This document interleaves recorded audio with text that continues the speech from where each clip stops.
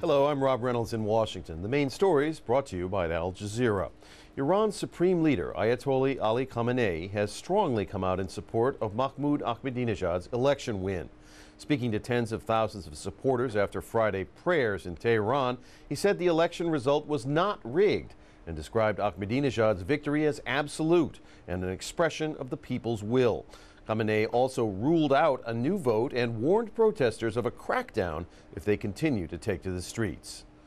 In the U.S., President Barack Obama has expressed his concern over Khamenei's warning, and meanwhile, both houses of Congress have passed resolutions condemning Tehran's crackdown.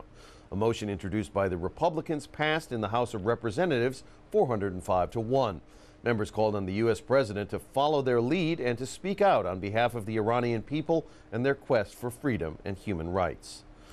Only 26 civilians were killed in a May airstrike in Afghanistan. That's according to a new U.S. military report. The Afghan authorities had stated that 140 civilians died.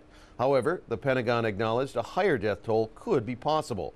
The report's release was delayed several times, reportedly over questions of what ought to be disclosed to the public.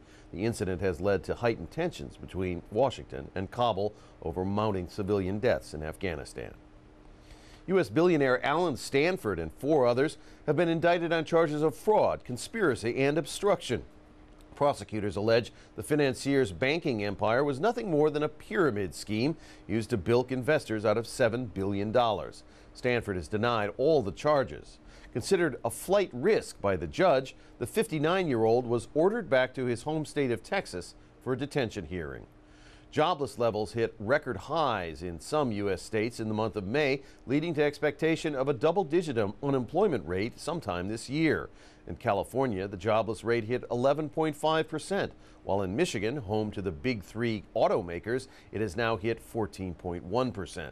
Economists now predict that unemployment will continue to rise even if the recession ends in 2009. Those are the top stories. Don't forget, you can keep up to date with all the news on our website.